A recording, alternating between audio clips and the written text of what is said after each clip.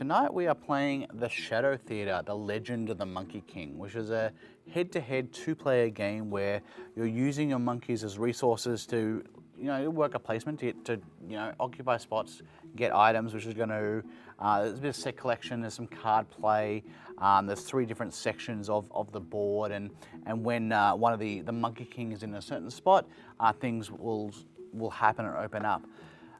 It's a fun little two-player game. There is some more stuff, some modules we're not playing tonight, just to keep it simple because we're talking.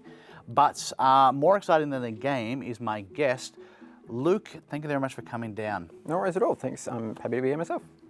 Now, we know each other through Alice Clark, her and her wife have run the PAX Australia Diversity Lounge, now PAX Together. You've been very involved in that for a long time. You also own sort of a gaming pop culture store. While we start, can you tell us a little bit about that? Yeah, of course. As you mentioned, our mutual friends, Alice and Carr, they are the people who curate all of the content that we have in the PAX Together / Diversity Lounge space. And that's where I originally met them, first as a lovely little enforcer volunteer, and then as PAX itself grew, so did my role with them, and I became the manager of the space, and then we grew the space into multiple spaces, and yeah, it was a really growing kind of time in my life, changing from moving from Queensland down to Melbourne, sort of being settled within the LGBT community myself, and finding that space there such a comforting and really just educational kind of experience on what was missing in the sort of pop culture space. And yeah, I just really enjoyed sort of learning through there and then continuing that into all of the fun things, like you mentioned, my shop. Yeah. It's your move. So awesome. As you take your move, can you tell us a little bit about your shop? Yeah, of course. So the shop that I made is something that I took the inspiration of where PAX Together and Diversity Lounge is, and I noticed that there was sort of a bit of a gap in the market where the idea of kind of intense pop culture stores where I'll use the term dude bro, but there was that very intense masculinity sometimes around the gaming space. And going through PAX Together, I saw that it really needed a space where people could be passionate about the things they were passionate about. And I really liked that they kind of emulated that in the mini PAX that we had that was the PAX Together space. So when I left my prior role, which was also within the pop culture sort of store spaces. So you can move to Monkey King? Yeah, and then I get to do the fun things with cards later. But I took over the shop to really be able to create that space around Bayswater, which in itself didn't have a whole lot going on for it. For pop culture sort of stores and things like that. And I was able to create some of that. Sorry, I just like cards.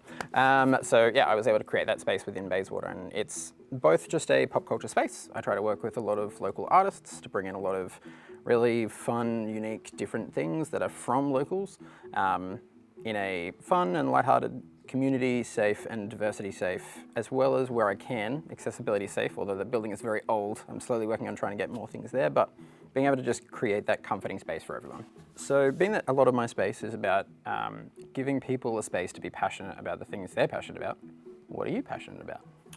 Well, board games is one of them, obviously. That's why I made the show, or made the show with a bunch of people. Yep. Yes, cannot do that without them. But also, I was sort of weary about how to go about doing it. Like, I am like an overweight straight white guy.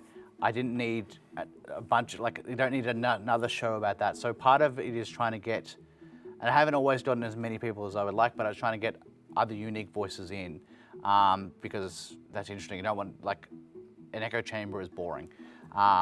So hearing other people talk and hearing their stories has always been a reason for doing this show. And this segment started off with trying to get friends that I hadn't seen for a while who have interesting jobs or experiences. Let's get them on camera, but also let's try and catch up with people. So for me, that's been a big part of it. and sort of share the love of board games. So I think there's sort of like, there's plenty of events I go to or like friends catch-ups where we don't play board games, and that's A-okay. But I do think they're a great way to get people together. Yeah. So that's something I'm really passionate about. So that's part of why 5-Rate exists and continues to exist. It's really interesting that you sort of gave that perfectly worded answer, because it's in essence exactly why I put so much personal heart into the space. Because having that space where friends could come most of the time, except for at the moment while I'm trying to deal with all of the Pokemon card insanity that everything tends to be, but I usually have game tables set up. I have a shelf of board games that people can just come and play and hang out and be the safe space, because it really is something that I think a lot of us, lost a bit during the wonders of COVID, where we were also so incredibly distanced. Just having that nice space where you can come and be yourself in a space that has, I like to think of it almost negative judgment. We are just a fun, comfortable group of people.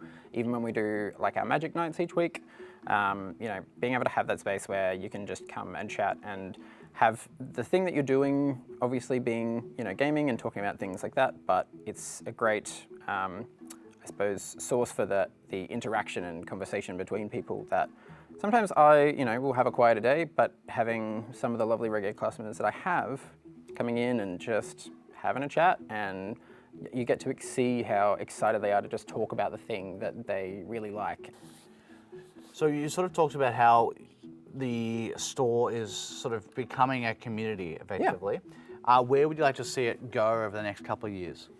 So that is a perfect segue into my next thing. So in terms of where we are heading and growing and things like that, we've actually just signed a new lease to expand the space in the business to a really far journey away. By that I mean next door. It's been really good because we're going to be opening a cafe there to kind of give an addition to that space. So the way the storing works is every set of 3 gems is 2 points. Every fed monkey, which a peach feeds 3 monkeys, is a point. And then if you've got the scoring cards, it's 2, others are worth 1. So 2. Ooh, I think I just realized something. 3, 4, 5, 6, 7, 8, 9, 10, 11, 12, 13. 3, 6, 9, 10, 11, 12. Unfortunately useless. 13. Okay. Dun, dun, dun, dun. Yeah. Normally you'd play over 3 rounds, so you keep going and find the winner. I'm happy to end on a tie. I'm also happy to end on a tie. Luke, thank you for coming and talking about your store and more important, the philosophy behind it. Thanks. Quickly, where can people go to visit? So, Pop Culture Larrikin, which is my shop, is located out in Bayswater.